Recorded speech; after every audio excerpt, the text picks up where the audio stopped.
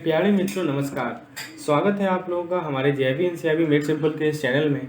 दोस्तों ये हमारा एचआरएम का यूनिट 3 का डिस्कशन थ्योरी डिस्कशन है। आज हम लोग अपने एचआरएम के जो हमारा इलेक्टिव पेपर एचआरएम है उसका दोस्तों यूनिट 3 हम लोग डिस्कस करेंगे, जो कि बेस्ड है ऑर्गेनाइजेशनल चेंजेस पे। इससे पहले दोस्तों हम लोगों ने 2 यूनिट को डिस्कशन किया है ऑलरेडी, और आप लोगों को होपफुली उसका वीडियो देखे होंगे। आपको तो यदि आपने नहीं देखा है तो आप लिंक डिस्क्रिप्शन में देख सकते हैं। तो आज हम लोग यूनिट 3 के एक एक कंसेप्ट को क्लियर करेंगे, जो जो इंपॉर्टेंट पॉइंट्स है। तो आइए जरा देखते हैं कि क्या क्या टॉपिक का कवरेज है, क्या क्या चीज़ हमें है जो कि इस टॉपिक से समझना है। तो सबसे पहले दोस्तों हम लोग समझेंगे कि इंट्रोडक्शन ऑब्जेक्टिव क्या है, क्यों ऑर्गेनाइजेशन चेंज की क्या ज़रूरत है। तो पहले हम लोग ऑब्जेक्टिव पे फोकस करेंगे, ठीक है। उसके बाद दोस्तों ऑब्जेक्टिव के बाद हम लोग समझेंगे कि चेंज क्या होता है, ऑर्गेनाइजेशन चेंज क्या होता है, ऑर्गेनाइजेशन डेवलपमेंट क्या होता है, दोनों में क्या रिलेशन है। तो चेंज एंड डेवलपमेंट को हम लोग समझेंगे दोस्तों, ठीक है। ऑर्गेनाइजेशन चेंज में क्या है, ऑर्गेनाइजेशन डेवलपमेंट में क्या है। और उसके बाद दोस्तों हम लोग चेंज एजेंट की बात करेंगे, यानी चेंज जो लाया जा रहा है किनके द्वारा लाया जा रहा है। तो कुछ एजेंट्स हैं, ठीक है, जिनके द्वारा चेंज लाया जाता है। तो चेंज एजेंट की बात करेंगे। और उसके बाद दोस्तों चेंज एजेंट के बाद हम लोग बात करेंगे मैनेजिंग चेंज, यानी जो चेंज आ रहा है उसको कैसे मैनेज किया जाए, ठीक है। तो हम लोग देखेंगे कि how to manage change. So managing change ये हमारा नेक्स्ट टॉपिक रहेगा। और लास्ट में हम लोग देखेंगे responsibility charting. We will study what is responsibility charting. Okay, so these are the important topic that we are going through in this unit. So हम लोग ध्यान से एक एक बात को समझेंगे कि रिस्पॉन्सिबिलिटी चार्टिंग क्या होता है, कैसे चेंज लाया जाता है। दोस्तों लेसन को शुरुआत करने से पहले मैं 2 शब्द कहना चाह रहा हूँ आप लोगों से कि देखिए अभी स्मार्ट स्टडी यही होगा आपका कि जैसे आप देख रहे हैं कि सीआईबी का सिलेबस रीस्ट्रक्चरिंग हो रहा है, चेंजेस आ रहे हैं उसमें। तो आप यदि ध्यान से देखें सिलेबस में, तो एचआरएम का सिलेबस जो है वही है, एचआरएम में कोई चेंज उन्होंने लाया नहीं है, ठीक है। जो हमारे जो इलेक्टिव पेपर्स हैं उनका यदि आप मॉड्यूल का नेम देखें तो एकदम सेम है। तो ऑब्वियस सी बात है कि उनके जो अंदर के कंटेंट रहेंगे उसमें भी कुछ चेंज नहीं रहेगा। तो अभी क्या है कि जिस टॉपिक में चेंज नहीं ला रहा है तो उसको हम लोग कवर कर ले, तो इससे फ़ायदा ये होगा कि हमारे पास एक टॉपिक तो क्लियर रहेगा, बचा 4 टॉपिक। तो जैसे 4 टॉपिक आएगा तो हम लोग उसको अकॉर्डिंगली, हमारा एक टॉपिक क्लियर रहेगा तो हमें एक्स्ट्रा एडवांटेज रहेगा, ठीक है। तो अभी यही है, कम से कम आप इस टॉपिक को जो एचआरएम इलेक्टिव है उसको कवर कर लें। तो कवर करने के लिए सबसे बेस्ट तरीका है बुक्स के मैकमिलन बुक, ठीक है। मैकमिलन बुक पढ़ने का किन्हीं किन्हीं को टाइम नहीं रहता है या किसी कारणवश जो है वो समय नहीं दे पाते हैं। तो आप उस केस में दोस्तों you can opt for our study material. आप उस केस में हमारे स्टडी मटेरियल को अवेल कर सकते हैं, जिसमें दोस्तों आपको 2 प्लान है, दोनों प्लान में से कोई भी प्लान आपको ऑप्ट करना है। तो प्लान नंबर ए है दोस्तों, जिसमें आपको सारे के सारे यूनिट्स के theory videos plus PDF, theory का वीडियो प्लस पीडीएफ और प्लस एमसीक्यूज, ठीक है। उस टॉपिक से जितना भी एमसीक्यूज पॉसिबल है उसका वीडियो प्लस पीडीएफ मैं डेली बेसिस पे प्रोवाइड कर रहा हूँ अपने पेड मेंबर को, ठीक है। आप एक्सेस कर सकते हैं, मतलब थ्योरी का वीडियो प्लस पीडीएफ, एमसीक्यू का वीडियो प्लस पीडीएफ। ये था फर्स्ट कंटेंट प्लानिंग के अंतर्गत। और दूसरा कंटेंट आपको मिलेगा दोस्तों, आपको जो है एमसीक्यूज पेड मतलब पीडीएफ मिल जाएगा सभी चीज़ का, वीडियोस मिल जाएंगे, और दोस्तों कुछ मॉक टेस्ट है जो कि आपको मिल जाएंगे सभी यूनिट में, ताकि आपने देख पाए कि आपने कितना चीज़ें ग्रास्प किया, आपकी ग्रास्पिंग क्या है।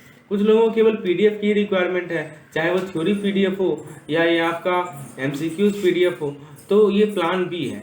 तो प्लान ए के लिए ₹400 रखा गया है ये कंटेंट के लिए, और प्लान बी के लिए नॉमिनल भी रखा गया है ₹250 का। तो if anyone want to desire to avail this plan, please WhatsApp me on this number. ताकि यदि आप मैकमिलन से कर पा रहे हैं अपने तरीके से तो बहुत अच्छी बात है, ठीक है। You can take help of this videos. और आप यदि नहीं कर पा रहे हैं, यदि if you feel there something is lacking behind, then you can avail our plan. So now let us continue our today's session. चलिए दोस्तों हम लोग शुरुआत करते हैं ऑर्गेनाइजेशन चेंज से। तो सबसे पहले दोस्तों सबसे पहला कंसेप्ट हमें समझना है कि चेंज मैनेजमेंट क्या होता है, how do we what is change, ठीक है। Change is inevitable part of our life, ठीक है। चेंज जो है वो हमारे लाइफ का इनएविटेबल पार्ट है। तो चेंज को कैसे मैनेज किया जाए। तो दोस्तों चेंज को मैनेज करने के लिए एक सिस्टमेटिक अप्रोच होता है। चेंज मैनेजमेंट एक सिस्टमेटिक अप्रोच होता है ताकि हम चेंज के साथ डील कर सकें। देखिए ऑर्गेनाइजेशन के पर्सपेक्टिव से भी और इंडिविजुअल लेवल पे भी चेंज मैनेजमेंट में क्या करते हैं हम लोग, चेंज के साथ डीलिंग करते हैं।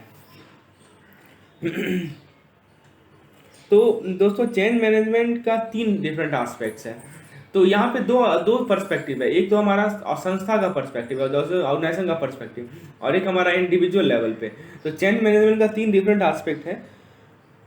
क्या क्या है वो एस्पेक्ट? तो दोस्तों सबसे पहला है अडेप्टिंग टू चेंज, यानी जो चेंज हो रहा है उससे हम लोग अडेप्ट करें। दूसरा है कि चेंज को कंट्रोल किया जाए, मतलब चेंज कितना करना चाह रहे हैं इसमें भी कंट्रोल किया जाए। और लास्ट है कि अफेक्टिंग चेंज, ठीक है, यानी चेंज को हम लोग रूल मिलाएं, इफेक्ट मिलाएं। तो दोस्तों ये जो 3 एस्पेक्ट है, अडेप्टिंग, कंट्रोलिंग और अफेक्टिंग, तो बेसिकली ये जो हम चेंज मैनेजमेंट जो पढ़ रहे हैं ना, वो हम यही समझेंगे कि कैसे इन तीनों एस्पेक्ट को कंट्रोल किया जाए, ठीक है। तो दोस्तों चेंज मैनेजमेंट के अंदर क्या आता है? चेंज मैनेजमेंट के अंदर आता है दोस्तों हमारा थॉटफुल प्लानिंग आता है, सेंसिटिव इम्प्लीमेंटेशन आता है, और सबसे ऊपर कंसल्टेशन आता है कि जो लोग इस चेंज से अफेक्ट होंगे, मान लीजिए कुछ हमने चेंज किया तो ऑब्वियस बात है पीपल तो अफेक्ट होंगे ना, तो उनके साथ आप प्रॉपरली कंसल्ट कीजिए, ठीक है, इन सभी चेंजेस से। तो किसी भी ऑर्गेनाइजेशन में सक्सेसफुल एडेप्टेशन बहुत ही इंपॉर्टेंट है, ठीक है। जैसे हमारे नेचुरल वर्ल्ड में, जैसे आप एग्जांपल के तौर पर बात करें प्लांट्स एंड एनिमल में, तो इन्वायरमेंट में चेंजेस आते हैं। जैसे आपके 4 क्लाइमेट होते हैं, अलग अलग क्लाइमेट होते हैं, चेंजेस आते हैं दोस्तों। तो उसी प्रकार से हमारी ऑर्गेनाइजेशन में भी क्या है कि वो चेंजिंग कंडीशन को इनकाउंटर करेंगे, और ऐसा चेंजेस कंडीशन इनकाउंटर करेंगे जो कि वो उनके हाथ में नहीं है, जिसको वो कंट्रोल नहीं कर सकते हैं, ठीक है। कुछ चेंजेस ऐसे होंगे जिनको उनके हाथ में नहीं है, सो दे कांट कंट्रोल इट, ठीक है। तो जैसे एग्जांपल के तौर पर आपको मैं बता दूं, मान लीजिए कि कुछ बिजनेस इन्वायरमेंट में, आपको ऑर्गेनाइजेशन चेंजेस की बात बता रहा हूं कि ऑर्गेनाइजेशन में कुछ ऐसे भी चेंजेस आएंगे which are out of control. For example business, suppose let me talk about business environment, ठीक है। मैं आपको बिजनेस इन्वायरमेंट की बात बताता हूँ। तो जैसे मान लीजिए कि इकोनॉमी में कुछ सडन फ्लक्चुएशन आ गया, ठीक है, कॉम्पिटिटर के साथ कोई थ्रेट आ गया, तो ये हमारे बिजनेस इन्वायरमेंट में चेंज आ जाएगा। दूसरा मैं आपको बताता हूँ कि इंडिविजुअल लेवल पे कोई चेंज आ जाए, मान लीजिए कि सर जो अपना वर्क प्लेस है वहाँ पे कुछ नया पॉलिसीज आ जाए, इसके कारण जो है सडन चेंज आ जाए, कुछ टेक्नोलॉजी में नया चेंज आ जाए, ठीक है, या कोई नया बॉस आ जाए, तो ये सभी चेंजेस है जिनसे हमको अडेप्ट करना पड़ेगा। और ये सभी ऐसे चेंजेस है जो कि हमारे कंट्रोल से बाहर है, राइट। बिजनेस इन्वायरमेंट में चेंज आना, इकोनॉमी में कुछ चेंज आना, इंडिविजुअल लेवल पे कुछ चेंज आना, कॉम्पिटिटर बढ़ जाना, वर्क प्लेस में चेंज आना क्योंकि पॉलिसीज हमने चेंज कर दी, ठीक है। तो ये सभी चेंज इनएविटेबल है, they can't be controlled, they can't be, this is out of control, right. So change management के अंदर हम लोग क्या करते हैं कि पहले प्लानिंग करेंगे, उसको इम्प्लीमेंट करेंगे, और फिर सबसे इंपॉर्टेंट है कि जो लोग इस चेंज के द्वारा प्रभावित होंगे उनके द्वारा कंसल्टेशन किया जाना चाहिए, ठीक है। हाँ, तो दोस्तों देखिए, चेंज जो है, जो भी आप बदलाव ला रहे हैं, जो भी आप ट्रांसफॉर्मेशन ला रहे हैं, वो किसी पे दबाव नहीं डालना चाहिए। ऐसे नहीं कि आपने लोगों पे दबाव डालकर चेंज लाया, आपको उसको ग्रेजुअल बनाना है, वेल प्लान बनाना है, आपको रियलिस्टिक बनाना है, अचीवेबल बनाना है और मिजरेबल बनाना है, ठीक है। तो ये चीज़ है, आपको आइडेंटिफाई करना है कि क्या क्या एक्सपेक्ट आप क्या अचीव करना आप एक्सपेक्ट कर रहे हैं, कौन लोग हैं जो कि इस चेंज से अफेक्ट होंगे, कितना चेंज होगा और कब चेंज होगा, ठीक है। तो यदि ये सभी चीज़ों को, ये सभी एस्पेक्ट को यदि आप कंसिडर करेंगे तो वो आपके एम्प्लॉय के कंसर्न को एग्जिबिट करेगा। एक्सपेक्टेड है क्या, चेंज होने से क्या हम एक्सपेक्ट कर रहे हैं कि क्या हमें मिलेगा, कौन लोग अफेक्ट होंगे और कितना चेंज होगा, कब चेंज होगा। यदि ये सभी एस्पेक्ट को कंसिडर करेंगे तो ये आपको शो करेगा कि एम्प्लॉय का कंसर्न है, ठीक है। So these aspect should be considered while making a change. Okay, now दोस्तों चेंज जो है आपको समझना पड़ेगा, मैनेज करना पड़ेगा इस तरीके से कि लोग जो है उसको इफेक्टिवली डील कर सके, कोप अप कर सकें। चेंज जो है अनसेटलिंग हो सकता है, तो मैनेजर जो है उनको जो है सेटलिंग इन्फ्लुएंस सेट करना है। और दोस्तों जो ये चेक करना जरूरी है कि जो लोग चेंज के द्वारा प्रभावित होंगे, ठीक है, और उनको have a change to decide how the change will be manage, ठीक है। और दोस्तों उनको प्लानिंग करना, इम्प्लीमेंटेशन करना, और दोस्तों जो मैनेजर्स हैं उनको क्या करना है, कम्युनिकेट करना है फेस टू फेस, लोगों के साथ फेस टू फेस कम्युनिकेशन करना है। और यदि वो ऑर्गेनाइजेशन चेंज ला रहे हैं तो ये बहुत ही इंपॉर्टेंट है, face to face communication. So this is a important aspect. Email writing, return notice, ठीक है, ये सभी वीक होता है। मतलब आप मान लीजिए कि किसी को रिटर्न नोटिस दे रहे हैं तो आप उसमें वो वीक है, ठीक है, एज कम्पेयर टू आप यदि फेस टू फेस कम्युनिकेट कर रहे हैं। फेस टू फेस कम्युनिकेशन ज़्यादा स्ट्रांग है क्योंकि आपका इमोशन दिखता है वहाँ पे, और जब आप लिख के देखते हैं तो फिर वो वहाँ पे इमोशन नहीं झलकता है। So whenever there is certain, we are trying to make change, we should ensure that the employee or the person who is getting affected by the change, we should personally interact with those person. Face to face interaction should be there. Okay, this is an important aspect, because we have to take into consideration that who are the employee who are concerned. Okay, what is their actual concern, why they are not making this change. Okay. तो ये point है। अब दोस्तों हम लोग बात करते हैं चेंज एंड डेवलपमेंट की। Let us talk about change and development. तो चेंज चलिए मान लीजिए हो गया, अब उसको क्या, उसमें क्या डेवलपमेंट का इशू है वो देखते हैं। तो सिग्निफिकेंट ऑर्गेनाइजेशन चेंज तभी होगा जब ऑर्गेनाइजेशन जो है वो अपने सक्सेस का ओवरऑल स्ट्रेटजी को चेंज करे। मान लीजिए कि कोई मेजर सेक्शन है, कोई प्रैक्टिस है, उसको जोड़ना है या उसको हटाना है, ठीक है, वो उसको जोड़े या हटाए, और वो ऑर्गेनाइजेशन प्लान करे कि change the very nature by which it operate, जिस नेचर के द्वारा ये ऑपरेट हो रहा है उसी को चेंज कर दे। तो बहुत सारा अप्रोच है चेंज को गाइड करने के लिए, ठीक है। तो कुछ अप्रोच जो है प्लान्ड होता है, ठीक है, और कुछ अप्रोच एक्सटर्नल इन्वायरमेंट के द्वारा इफेक्ट होता है। ऐसा चेंज तभी होता है जब ऑर्गेनाइजेशन बहुत सारे लाइफ साइकिल से इवॉल्व आउट होता है। There are certain external environmental factors, there are certain internal environmental factors. तो इन्वायरमेंटल चेंज मैनेजमेंट जो है कम्युनिकेशन के लिए सबसे ज़्यादा महत्वपूर्ण हो गया है। और दोस्तों मैं आपको कुछ अप्रोच बताऊंगा चेंज को गाइड करने के लिए, बहुत सारा अप्रोच है। So let me talk about those approach. तो कुछ अप्रोच दोस्तों प्लान्ड होते हैं, कुछ अप्रोच स्ट्रक्चर्ड होते हैं, कुछ अप्रोच एक्सप्लिसिट होते हैं, ठीक है। लेकिन दूसरे तरह के अप्रोच होते हैं वो ऑर्गेनिक होते हैं और इम्प्लिसिट होते हैं। तो चेंज के जो अप्रोच होते हैं उसके बारे में बता रहा हूँ। Planned approach, structured approach, explicit approach, whereas some approach are more organic and implicit approach। अब दोस्तों कुछ अप्रोच जो है फ्यूचर से प्रेजेंट की तरह काम करते हैं। जैसे मैं एक एग्जांपल के तौर में बताऊं कि जैसे आपने विजन कर लिया और तब आप एक्शन प्लान बना रहे हैं कि कैसे उस विजन को अचीव किया जाए। तो आपने फ्यूचर देख लिया और फिर उसके अकॉर्डिंगली आप प्रेजेंट को क्या कर रहे हैं, अब मॉडिफाई कर रहे हैं। दूसरा अप्रोच क्या होगा, working from present to the future, यानी आपने करंट प्रायोरिटी को देखा, आइडेंटिफाई किया करंट प्रायोरिटी क्या है, करंट इश्यूज क्या है, करंट गोल्स क्या है।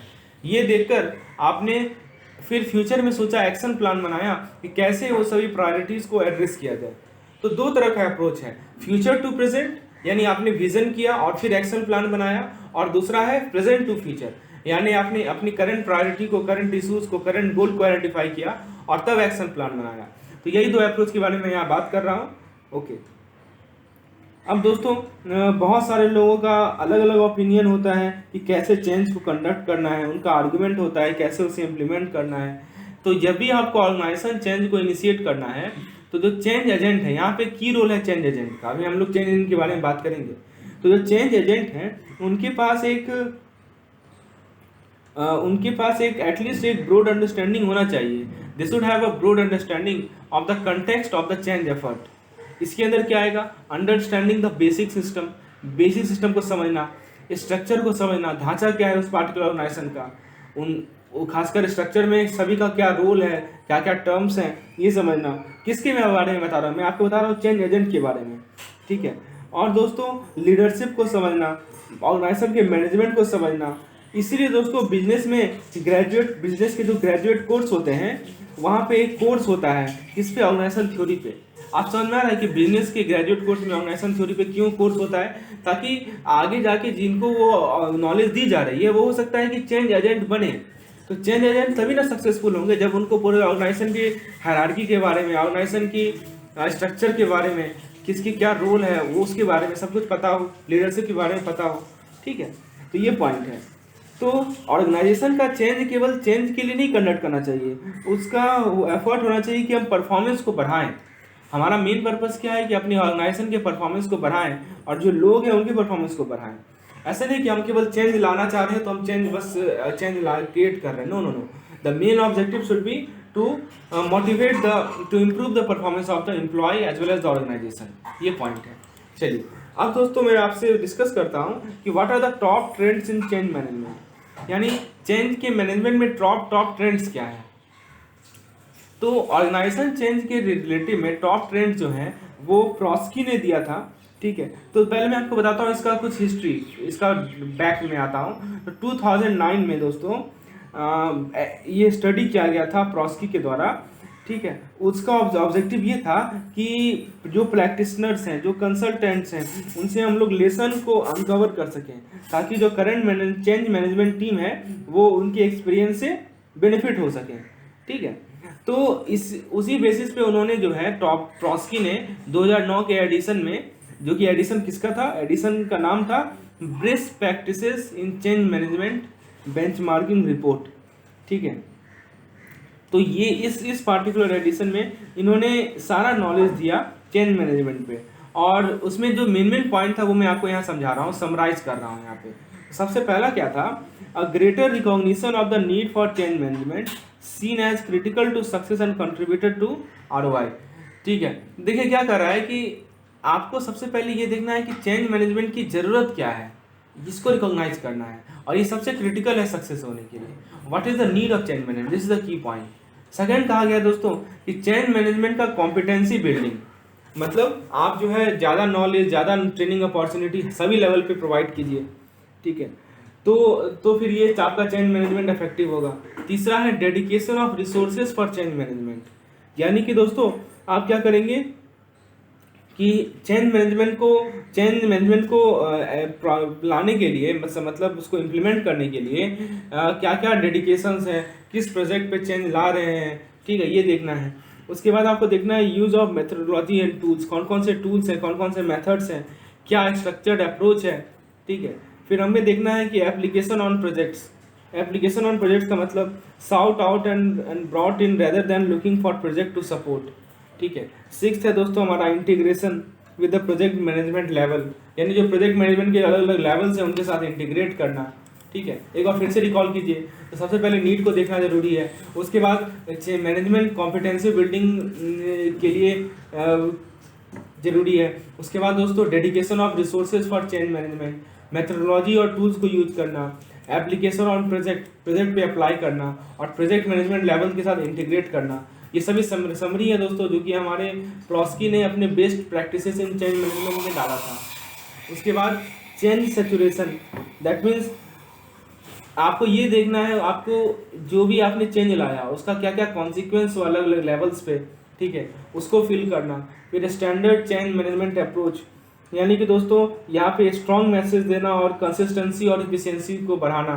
Establishment of change management group management, यानी कि आप चेंज मैनेजमेंट का एक ग्रुप मैनेजमेंट का इस्टेब्लिशमेंट करना। Management of the portfolio of change, ठीक है, ट्रैक करना, मैनेज करना, प्रायोरिटाइज करना, ठीक है। तो ये सभी पॉइंट्स हैं, these are all are the summaries which were included in the Prosci book. अब दोस्तों सक्सेसफुल चेंज एफर्ट जो है उसके अंदर कुछ की रोल्स हैं। अब किसका किसका की रोल्स आता है, तो सबसे पहले आता है इनिशिएटर का, जो चेंज को इनिशिएट करेगा, फिर चैंपियन का, फिर चेंज एजेंट का, फिर स्पॉन्सर का, और फिर लीडर्स का। तो ये सवाल पूछा जा सकता है कि सक्सेसफुल चेंज एफर्ट में किनका किनका रोल होता है, ठीक है। तो ये ध्यान रखिएगा, initiator, champion, change agent, sponsor और लीडर। तो ऑर्गेनाइजेशन वाइड जो चेंज होता है कॉर्पोरेशन में, उसमें बोर्ड ऑफ डायरेक्टर का भी इन्वॉल्वमेंट होता है, चाहे उसके मेंबर क्लोजली इन्वॉल्व हो या ना हो, तो वो एटलीस्ट अवेयर होना चाहिए चेंजेस के बारे में।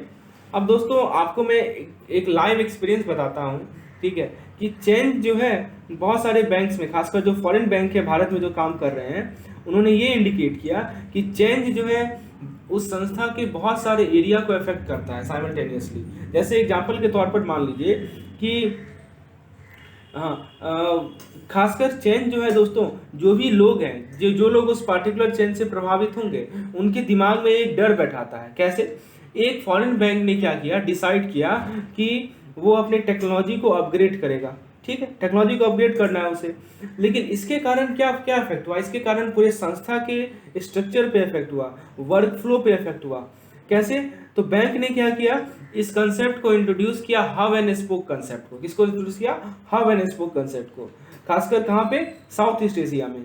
इसका रिजल्ट ये हुआ कि बैक ऑफिस का जो प्रोसेस था उसको शिफ्ट कर दिया गया ऑफशोर। तो इसका अपना लीगल इश्यूज हुआ, this has is on legal compliance issue, ठीक है। तो इसका इफेक्ट क्या पड़ा? ऑपरेशनल प्रोसेस, ऑपरेशनल सिस्टम को चेंज करना पड़ा। जो सरप्लस एम्प्लॉय थे उनको थ्रो आउट कर, मतलब उनको भेज दे, उनको फायर अप कर दिया गया, ठीक है, डिवार्ट कर दिया गया। फिर क्या हुआ, an appropriate redeployment and exit policy has to be envision, मतलब रीडिप्लॉयमेंट पॉलिसीज़ को लाया गया, एग्जिट पॉलिसी को इनविजन किया गया। तो ये जो हब एंड स्पोक मॉडल था दोस्तों, और जो ऑपरेटिंग मार्जिन था, इस कारण से क्या हुआ, बहुत सारा ब्रांच बंद भी हो गया। तो समझ रहे हैं, फॉरेन बैंक ने सोचा था कि हम टेक्नोलॉजी को अपग्रेड करेंगे, और उसने देखा नहीं कि इसका इफेक्ट क्या पड़ेगा हमारे एम्प्लॉय पर। अल्टीमेटली इफेक्ट क्या पड़ा कि उन्हें बहुत सारे एम्प्लॉय को थ्रो करना पड़ा, उसके बाद रीडिप्लॉयमेंट एग्जिट पॉलिसी को इन्विजन करना पड़ा। और ये जो मॉडल इन्होंने बताया, हब एंड स्पोक मॉडल, इस कारण से बहुत सारा ब्रांचेज भी उनका क्लोज हो गया। चलिए, तो ये पॉइंट है। तो आप यहाँ देख सकते हैं दोस्तों कि आपका कभी कभी इस पार्टिकुलर केस में बिजनेस को भी ट्रांसफर किया गया। तो टेक्नोलॉजिकल चेंज का जो कॉन्सिक्वेंस था वो पूरे के पूरे ऑर्गेनाइजेशन में फेल्ट हुआ। वही तो मैं आपको समझा रहा था कि चेंज जो है एक ऑर्गेनाइजेशन के बहुत सारे एरिया को इफेक्ट करता है। एक सिंगल सा चेंज लाया गया कि हम टेक्नोलॉजी में चेंज ला रहे हैं, और आप देख सकते हैं कि सभी एरिया को चेंज किया गया, ब्रांचेस क्लोज हो गए, लोगों को बाहर निकाल दिया गया, एग्जिट पॉलिसी को इन्विजन किया गया दोबारा। तो ये पॉइंट है। तो चेंज का कितना इंपॉर्टेंट इफेक्ट पड़ता है वो आप देख सकते हैं। अब दोस्तों बात आती है कि रिस्पॉन्सिबिलिटी फॉर मैनेजिंग चेंज। ठीक है, अब चेंज को मैनेज करने की रिस्पॉन्सिबिलिटी किसे दी जाए? क्या एम्प्लॉय को दी जाएगी? तो नहीं, एम्प्लॉय की कोई जिम्मेवारी नहीं है, कोई जिम्मेवारी नहीं है चेंज को मैनेज करने का, और ना ही एम्प्लॉयर की जिम्मेवारी है। ठीक है, तो दोस्तों जरा देखिए, एम्प्लॉय की यहाँ पे कोई जिम्मेवारी नहीं है, रिस्पॉन्सिबिलिटी है किसके पास? तो मैनेजमेंट के पास। चेंज को मैनेज करने की जो जिम्मेवारी है वो किसके पास है? मैनेजमेंट के पास है, और जो एग्जीक्यूटिव है उनके पास है। यानी उस पार्टिकुलर संस्था की जो मैनेजमेंट है, जो एग्जीक्यूटिव है, उन्हें जिम्मेवारी दी गई है कि आप चेंज को मैनेज करें। वो चेंज को इस तरह मैनेज करेंगे कि जो एम्प्लॉय हैं वो उसके साथ कोप अप कर सकें। ठीक है, ये पॉइंट है। तो ये समझ में आ गया कि रिस्पॉन्सिबिलिटी किसके पास दी गई है, वो चेंज को ऐसे मैनेज करेंगे so that employ can cope up with it. और दोस्तों मैनेजर को रिस्पॉन्सिबिलिटी दी गई है कि वो चेंज को इनेबल करेगा, फैसिलिटेट करेगा। ठीक है, सिचुएशन को समझना ऑब्जेक्टिव स्टैंड पॉइंट के व्यू से, और इस प्रकार से लोगों को समझाना कि क्या रीजन है, क्या एम है, क्यों हम चेंजेस ला रहे हैं, और कैसे उससे पॉजिटिवली हमें रिस्पॉन्ड करना है। ठीक है, तो ये सभी पॉइंट्स हैं। अब दोस्तों सबसे इम्पॉर्टेंट पॉइंट जो मैनेजमेंट होते हैं वो नॉर्मली क्या करते हैं कि जो एचआर मैनेजर होते हैं ना, उन्हीं को चेंज एजेंट बनाते हैं। अब एचआर मैनेजर को क्यों चेंज एजेंट बनाया जाता है? क्योंकि वो लोगों से ज़्यादा प्रॉक्सिमिटी रहता है। एचआर मैनेजर जो होते हैं वो अपने एम्प्लॉय के साथ ज़्यादा प्रॉक्सिमेट रहता है। That's why the management normally choose the HR manager as change agent. तो this question can be asked. Okay, so manager की रिस्पॉन्सिबिलिटी है कि वो चेंज को इनेबल करे, फैसिलिटेट करे, ऑब्जेक्टिव स्टैंड पॉइंट से सिचुएशन को समझे, लोगों को समझाए, रीजन समझाए, एम समझाए, वे समझाए, कैसे चेंज को लाया जाएगा। ठीक है, तो ये सब पॉइंट्स हैं। अब बात करते हैं दोस्तों हम लोग चेंज एजेंट की। चेंज एजेंट का क्या मीनिंग होता है? Who is change agent? तो चेंज एजेंट एक ऐसा आदमी होता है फ्रॉम इनसाइड और outside the organisation who help an organisation और a part of organisation to transform. यानी कोई एक ऐसा पर्सन है किसी संस्था के अंदर से या बाहर से, जो कि एक संस्था को हेल्प करती है कि कैसे उसको ट्रांसफॉर्म किया जाए, कैसे उसको to transform how it operates, कैसे वो काम कर रहा है उसको ट्रांसफॉर्म किया जाए। ठीक है, तो वो ऑर्गेनाइजेशन के अंदर का पार्ट हो सकता है या बाहर का पार्ट हो सकता है। ठीक है, to transform how it operates. अब दोस्तों they can be thought of a catalyst. उसको चेंज एजेंट को समझा जाता है कि वो चेंज के लिए क्या है? कैटलिस्ट है, एक ऐसा आदमी जो कि चेंज को करके दिखाता है, लोगों को इंस्पायर करता है, इन्फ्लुएंस करता है। उसका रोल ये है कि चेंज प्रोसेस को इम्प्लीमेंट करवाना। अब दोस्तों एक सक्सेसफुल चेंज एजेंट कब कहलाएगा, उसकी क्या क्या काबिलियत होनी चाहिए वो मैं आपको बताता हूँ। तो सबसे पहले पॉइंट है कि वो अपने प्रॉब्लम को डायग्नोज कर सके। ठीक है, दैट मीन्स वो बिजनेस ड्राइवर को समझ सके, ऑर्गेनाइजेशन को समझ सके, इस तरह से समझ सके कि वो परफॉर्मेंस इशू को आइडेंटिफाई कर सके और उसका इम्पैक्ट बता सके कि शॉर्ट और लॉन्ग टर्म बिजनेस रिजल्ट पे क्या इम्पैक्ट पड़ेगा। तो इसे कहते हैं डायग्नोसिस ऑफ प्रॉब्लम। दूसरा है दोस्तों बिल्ड रिलेशनशिप विद क्लाइंट्स। जो हमारे ये म्यूचुअल रिस्पॉन्सिबिलिटीज़ होते हैं उनके साथ पार्टनरशिप बनाना, ठीक है, आउटकम के लिए, ये है हमारा चेंज एजेंट का मेन रोल। थर्ड है ensure that vision is articulated, interpreting the hopes and motivation of the workforce through vision statement. That means वो अपने वर्कफोर्स का होप्स बताएगा, इंटरप्रेट करेगा, मोटिवेशन बताएगा, कैसे विजन स्टेटमेंट के द्वारा। वो क्या करेगा? लीडरशिप एजेंडा सेट करेगा। ठीक है, जिसके अंदर क्या होगा कि जो एचआर एग्जीक्यूटिव्स हैं वो डायनेमिक समझेंगे, हिस्ट्री समझेंगे, कॉम्पिटेंसी समझेंगे लीडरशिप टीम का। फिर उसके बाद क्या है दोस्तों, सॉल्व प्रॉब्लम। ये दैट मीन्स जब वो चेंज के साथ, जब वो हमारे चेंज एजेंट जो होते हैं वो चेंज के साथ डील कर रहे होते हैं, तो जो प्रॉब्लम उनको मिलता है तो उसमें क्या होता है, इमोशनल और पॉलिटिकल डायनेमिक्स होता है। तो चेंज एजेंट को करना क्या है कि रिकॉग्नाइज करें कि प्रॉब्लम है क्या, ठीक है, और उसके इम्पोर्टेंस को समझें, और उनको ऑनेस्ट और डिफिकल्टी मेजर लेना पड़ेगा ताकि उस पार्टिकुलर प्रॉब्लम को रिजॉल्व कर सकें, ठीक है। So change agent must do what, change agent must possess the insight to recognize the problem, उसको प्रॉब्लम को समझना पड़ेगा, right, and the sensitivity to see importance to those involved. Now the next point is implement plan to achieve change goal. तो successful organization change में क्या होगा कि right strategy, appropriate change in organization culture, तो उसको implement करना। सो ये सभी पॉइंट्स है, डायग्नोज करना, रिलेशनशिप बनाना, लीडरशिप एजेंडा सेट करना, प्रॉब्लम को सॉल्व करना और प्लान को इम्प्लीमेंट करना। तो ये these are all important point which are related to HR manager. अब दोस्तों 4 की फैक्टर है सक्सेस का जब हम लोग किसी भी ऑर्गेनाइजेशन में चेंज लाते हैं तो, ठीक है। कौन कौन सा की फैक्टर है, पहला है प्रेशर फॉर चेंज, ठीक है। तो इसके अंदर क्या होता है, इसके अंदर demonstrated senior management commitment is essential, यानी सीनियर मैनेजमेंट का जो कमिटमेंट है वो बहुत जरूरी है। क्यों चेंज लाया जा रहा है। फिर उसके बाद एक क्लियर शेयर्ड विजन, इसके अंदर क्या है कि you must take everyone with you, आप जो है सभी को अपने साथ लेके चलिए। तो ये शेयर्ड एजेंडा होता है जो कि पूरे ऑर्गेनाइजेशन को बेनिफिट करता है। तीसरा है दोस्तों कैपेसिटी टू चेंज, तो आपको रिसोर्स प्रोवाइड करना है, आपको टाइम प्रोवाइड करना है, आपको फाइनेंस प्रोवाइड करना है। फिर लास्ट है दोस्तों एक्शन एंड परफॉर्मेंस, तो यहाँ पे PDCA यानी प्लान डू चेक एक्ट, और कम्युनिकेशन चैनल को, यहाँ पे स्पेलिंग मिस्टेक है दोस्तों, और कम्युनिकेशन चैनल को क्या कीजिए, ओपन रखिए, ठीक है। तो ये की फैक्टर्स हैं जो कि जब आप चेंज को इम्प्लीमेंट कर रहे हैं वो कितना सक्सेसफुल है वो डिसाइड करेगा। क्या प्रेशर है चेंज करने की, एक विजन सामने होना चाहिए, कैपेसिटी होनी चाहिए चेंज करने की, आपके पास टाइम होना चाहिए, आपके पास फाइनेंस होना चाहिए, तभी तो चेंज आ पाएगा। और लास्ट है दोस्तों आपको एक्शन एंड परफॉर्मेंस यानी प्लान डू चेक एक्ट वाले कंसेप्ट को अप्लाई करना है, तब जाके चेंज आएगा। अब दोस्तों हम लोग बात करते हैं नेक्स्ट पॉइंट की, जो कि है मैनेजिंग चेंज, ठीक है। अच्छा, सबसे इम्पॉर्टेंट कंट्रीब्यूशन जो है चेंज एजेंट का रोल होता है, ठीक है, वो पीपल को इनेबल करता है कि वो इफेक्टिवली वर्क करे अपने प्लान को, और जब चेंज को क्विकली बनाना है तो रीजन को प्रूव करे, क्या अर्जेंसी रियल है, क्या ये हमारे ये quick changes prevent proper consultation. अब देखिए मान लीजिए कि आप चेंजेस क्विक लाएंगे तो कंसल्टेशन प्रॉपर नहीं हो पाएगा, इन्वॉल्वमेंट प्रॉपर नहीं होगा और डिफिकल्टीज हो जाएगा, ठीक है। तो ये सब पॉइंट्स हैं। तो एक बार दोस्तों हम लोग एक बार रिकॉल करते हैं अभी तक क्या क्या पॉइंट्स हमने देखा है। तो शुरुआत हम लोग let us just recall what we have learn till now. So दोस्तों सबसे पहले हम लोगों ने ऑर्गेनाइजेशनल चेंज को समझा, चेंज मैनेजमेंट क्या होता है, चेंज मैनेजमेंट का मीनिंग क्या होता है, इसके क्या क्या एस्पेक्ट्स होते हैं जैसे adapting, controlling, affecting. Change management के लिए हमको प्लानिंग करना पड़ता है, सक्सेस सेंसिटिव इम्प्लीमेंटेशन लेना पड़ रहा है, ठीक है, क्या एक्सपेक्टेड है अचीव करने का, कौन इफेक्ट होंगे, कितना चेंज होगा, और ये चेक करना बहुत ज़रूरी होता है कि क्या ज़रूरी है चेंज होने की। अब दोस्तों चेंज एंड डेवलपमेंट की यदि ऑर्गेनाइजेशन चेंज आप ला रहे हैं तो इसमें दोस्तों आपको कुछ सेक्शन को, प्रैक्टिस को रिमूव करना पड़ता है, ऐड करना पड़ता है। उसके बहुत सारे अप्रोच हैं, कुछ प्लान्ड होते हैं, कुछ स्ट्रक्चर्ड होते हैं, कुछ ऑर्गेनिक होते हैं, कुछ इम्प्लिसिट होते हैं। मैंने आपको 2 अप्रोच के बारे में बताया था, working from future to the present. Example के तौर पर मैंने आपको बताया था कि जब आप विजन आपने पहले विजन में रख लिया और तब आप एक्शन प्लान ले रहे हैं। और दूसरा अप्रोच बताया था present to future, organization change को इनिशिएट करने के लिए जो चेंज एजेंट का क्या रोल है वो मैंने आपको समझाया था। ऑर्गेनाइजेशन चेंज का एफर्ट जो है वो गियर्ड होता है परफॉर्मेंस को इम्प्रूव करने के लिए।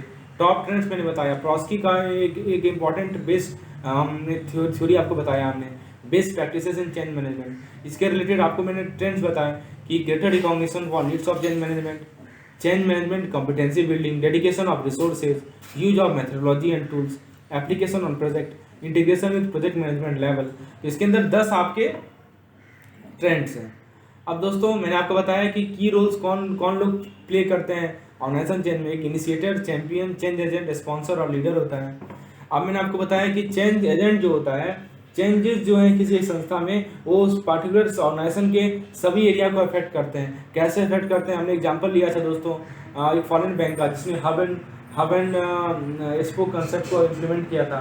ठीक है। उसके बाद मैंने आपको क्या बताया, उसके बाद मैंने आपको बताया कि रिस्पॉन्सिबिलिटी फॉर मेकिंग चेंज, यानी चेंज को बनाने की जिम्मेवारी किसकी होती है। तो मैंने आपको बताया कि change agent, normally change agent को एचआर मैनेजर चूज करता है। क्या इसमें एम्प्लॉय की कोई जिम्मेवारी है? तो नहीं, एम्प्लॉय की कोई जिम्मेवारी नहीं है, मैनेजमेंट की जिम्मेवारी है कि चेंज। फिर मैंने आपको चेंज एजेंट के बारे में समझाया, चेंज एजेंट को क्या क्या बातें ध्यान में रखनी चाहिए। एक सक्सेसफुल चेंज मैनेजमेंट की क्या क्या क्वालिटीज़ हैं, वो डायग्नोज करेगा, वो रिलेशनशिप बनाएगा क्लाइंट के साथ, वो इंश्योर करेगा कि जो विजन है वो आर्टिकुलेट हो रहा है, वो एक लीडरशिप एजेंडा सेट करेगा, वो प्रॉब्लम को सॉल्व करेगा, वो इम्प्लीमेंट करेगा प्लान को ताकि चेंज के गोल को अचीव कर सके। फिर मैंने आपको 4 की फैक्टर बताए, किसी भी चेंज को इम्प्लीमेंट करते वक्त 4 की फैक्टर है जो कि सक्सेस होने के फैक्टर्स हैं, और ये सब पॉइंट पूछे जाएंगे। प्रेशर फॉर चेंज, चेंज होने की क्या प्रेशर है, एक शेयर्ड विजन होना चाहिए, कैपेसिटी फॉर चेंज, और action and performance. These are important point that we have discussed. Next topic में हम लोग आगे के टॉपिक डिस्कशन करेंगे, that is managing change. Further John Kotter's का क्या क्या रोल है, responsibility charting and everything. So that will be discussed in the next lecture. Thank you.